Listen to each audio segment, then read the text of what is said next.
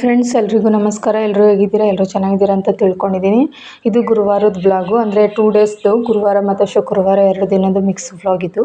ನಾನು ಗುರುವಾರ ಬೆಳಿಗ್ಗೆ ಸ್ವಲ್ಪ ಚಪಾತಿ ಮತ್ತು ಮಿಕ್ಸ್ ಪಲ್ಯ ಅದು ಗೊಜ್ಜು ಮಾಡಿದೆ. ಅಂದರೆ ಬೆಳಗ್ಗೆ ಒಂದು 7:30 8 ಗಂಟೆಗೆಲ್ಲ ನಾಷ್ಟ ರೆಡಿ ಮಾಡಿಬಿಟ್ಟು ಡ್ಯಾಡಿ ಡ್ಯೂಟಿಗೆ ಹೋಗ್ತಾರಲ್ಲ, ಅವರು 7:30 8 ಗಂಟೆಗೆಲ್ಲ ಹೋಗ್ತಾರೆ. ಅದಕ್ಕೆ ಅವರಿಗೆ ಸ್ವಲ್ಪ ಬೇಗ ಚಪಾತಿ ಮಾಡಿ ಗೊಜ್ಜು ಮಾಡಿದೆ.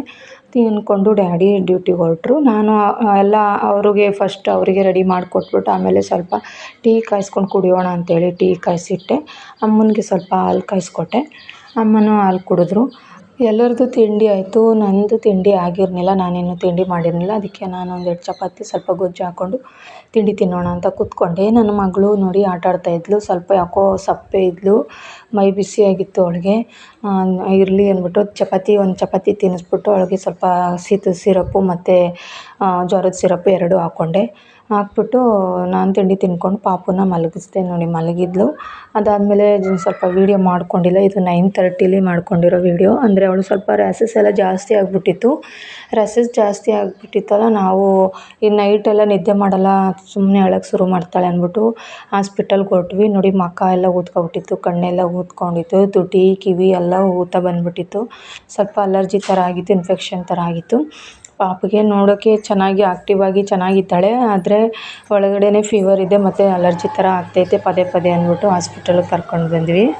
ನಾವು ರೆಗ್ಯುಲರಾಗಿ ತೋರಿಸೋಂಥ ಡಾಕ್ಟ್ರ್ ಹತ್ರನೇ ಬಂದಿದ್ವಿ, ಸುನಿಲ್ ಸರ್ಗೆ ತೋರಿಸೋಣ ಅಂತ. ಅಲ್ಲಿ ಡಾಕ್ಟ್ರ್ ಇರಲಿಲ್ಲ, ಹೊರಟೋಗ್ಬಿಟ್ಟಿದ್ರು. ಆವಾಗ ನಾವು ಮಲ್ಲೇಗೌಡ ಶಾಪಿಗೆ ಬಂದ್ವಿ. ಅಲ್ಲಿ ಶಾಪಲ್ಲಿ ಇಲ್ಲ, ಮನೆಗೆ ಹೋಗ್ಬಿಟ್ರು, ಜಸ್ಟ್ ಈಗ ಹೋದ್ರು ಅಂದ್ರಲ್ಲ, ಅದಕ್ಕೆ ಇಲ್ಲಿಗೆ ಬಂದ್ವಿ. ಮನೆ ಹತ್ರ ಬಂದ್ವಿ. ಮನೆ ಹತ್ರನೂ ನೋಡ್ತಾರೆ. ಅವಾಗೆಲ್ಲ ಮಿಡ್ನೈಟ್ ಎಲ್ಲ ಹೋದ್ರು ಮಿಡ್ನೈಟ್ ನೋಡ್ತಿದ್ರು, ಇವಾಗ ನೋಡಲ್ಲ. ಅವ್ರಿಗೂ ಸ್ವಲ್ಪ ಏಜ್ ಆಯಿತು ಪಾಪ, ಅವರು ಮಿಡ್ನೈಟಲ್ಲೆಲ್ಲ ಎದ್ದು ನೋಡಲ್ಲ. ಏನು ಅಂದರೆ ಒಂದು 9:30 10 ಗಂಟೆ ಗಂಟ ಬಂದವ್ರನ್ನ ನೋಡ್ತಾರೆ. ಅದಾದಮೇಲೆ ಇದು ಶುಕ್ರವಾರದ್ದು, ಅಲ್ಲಿ ತೋರಿಸ್ಕೊಂಡು ಬಂದುಬಿಟ್ವಿ ನೈಟೇ. ಶುಕ್ರವಾರ ಬೆಳಗ್ಗೆ 5:30ಗೆ ಎದ್ದು ನಾನು ಎಲ್ಲ ಕೆಲಸನೂ 6:30 ಅಷ್ಟೊತ್ತಿಗೆ ಎಲ್ಲ ಕೆಲಸನೂ ಮುಗಿಸ್ಬಿಟ್ಟಿದೆ. ದೀಪ ಹಚ್ಚಿ ಮನೆಯೆಲ್ಲ ಕ್ಲೀನ್ ಮಾಡಿ ದೀಪ ಎಲ್ಲ ಹಚ್ಚಾಗಿತ್ತು. ಪಾಪು ಅಷ್ಟೊತ್ತಿಗೆ ಎದ್ದಿದ್ಲು, ಅದಕ್ಕೆ ಜೋಕಾಲಿಗೆ ಮಲಗಿಸಿದೆ. ಜೋಕಾಲಿಲಿ ಮಲಗಿದ್ಲು. ಬೆಳಗ್ಗೆನೇ ಎದ್ದು ಸ್ವಲ್ಪ ಹಸಿ ಹಾಲು ಮತ್ತು ಬೆಲ್ಲದನ್ನ ನೈವೇದ್ಯಕ್ಕೆ ಇಟ್ಟಿದ್ದೆ ಓಂಶಕ್ತಿ ಅಮ್ಮನಿಗೆ. ನಾನು ಪ್ರತಿ ಶುಕ್ರವಾರ ಓಂಶಕ್ತಿ ಅಮ್ಮನಿಗೆ ಬೆಲ್ಲದನ್ನ ಮಾಡಿರ್ತೀನಿ. ಅದಾದಮೇಲೆ ಸ್ವಲ್ಪ ರೈಸ್ ಮಾಡೋಣ ಅಂತ ಇಟ್ಟೆ.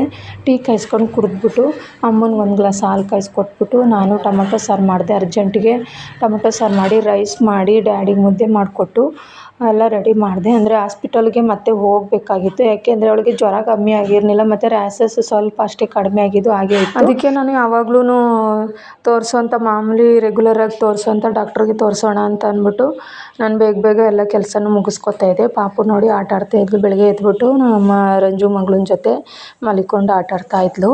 ಅದಾದಮೇಲೆ ಬೆಳಗ್ಗೆ ನೀರು ಬರ್ತಲ್ಲ ಅಂತ ಅಂದ್ಬಿಟ್ಟು ಪೈಪ್ ಹಾಕಿದೆ, ನೀರು ಹಿಡಿಯೋಣ ಅಂತ ಅಂದ್ಬಿಟ್ಟು. ಅಷ್ಟೊತ್ತಿಗೆ ನಮ್ಮ ಮನೆಯವ್ರಿಗೆ ಸ್ವಲ್ಪ ಬೇವಿನ ಸೊಪ್ಪು ತಗೊಂಡು ಬರೋಕ್ಕೆ ಹೇಳಿದೆ. ಬೇವಿನ ಸೊಪ್ಪು ತಂದಿದ್ರು.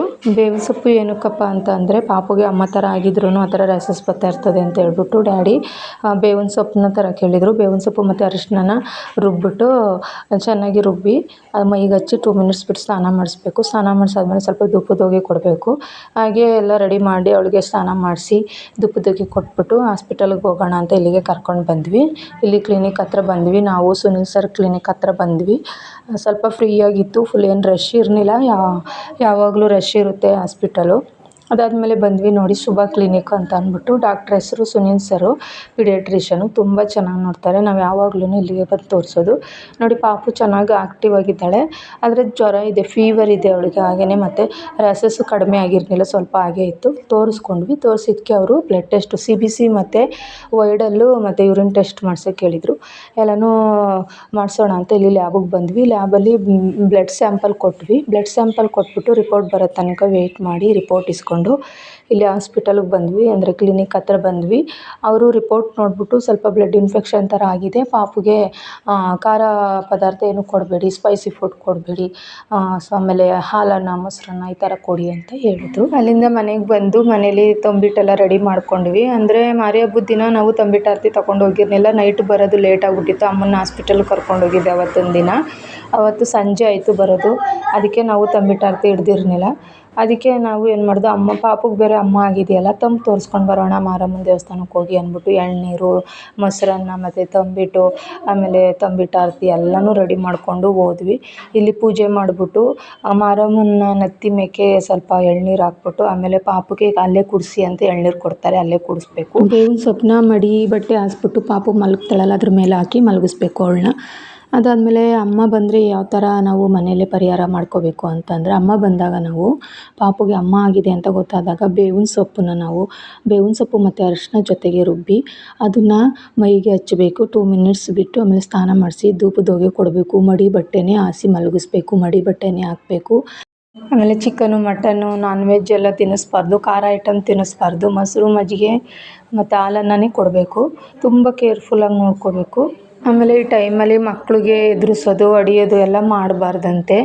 ಅಂದರೆ ಅಮ್ಮ ಮೈ ಮೇಲೆ ಇರ್ತಾಳೆ, ಮೈ ದುಂಬಿರ್ತಾಳೆ ಅಮ್ಮ ಆ ಟೈಮಲ್ಲಿ ಮಕ್ಕಳಿಗೆ ಅಂತ ಹೇಳ್ತಾರೆ. ಅದಕ್ಕೆ ಮಕ್ಕಳನ್ನ ತುಂಬ ಕೇರ್ಫುಲ್ಲಾಗಿ ನೋಡ್ಕೋಬೇಕು. ನೋಡಿದ್ರಲ್ಲ ಫ್ರೆಂಡ್ಸ್, ಇವತ್ತಿನ ವಿಡಿಯೋ ಇದಾಗಿತ್ತು. ಈ ವಿಡಿಯೋ ನಿಮಗೆ ಸ್ವಲ್ಪನಾದರೂ ಇಷ್ಟವಾಗಿದ್ರೆ ಪನ್ನಗ ಶಕ್ತಿ ಕುಟುಂಬ ಚಾನಲ್ಗೆ ಲೈಕ್ ಮಾಡಿ, ಹಾಗೆ ಶೇರ್ ಮಾಡಿ. ಯಾರೆಲ್ಲ ನನ್ನ ಚಾನಲ್ನ ಹೊಸ್ದಾಗಿ ನೋಡ್ತಿದ್ದೀರಾ ಪ್ಲೀಸ್ ಸಬ್ಸ್ಕ್ರೈಬ್ ಮಾಡ್ಕೊಂಡು ನೋಡಿ ಅಂತ ಹೇಳ್ತಾ ಇಲ್ಲಿಗೆ ವಿಡಿಯೋನ ಎಂಡ್ ಮಾಡ್ತಿದ್ದೀನಿ. Bye friends.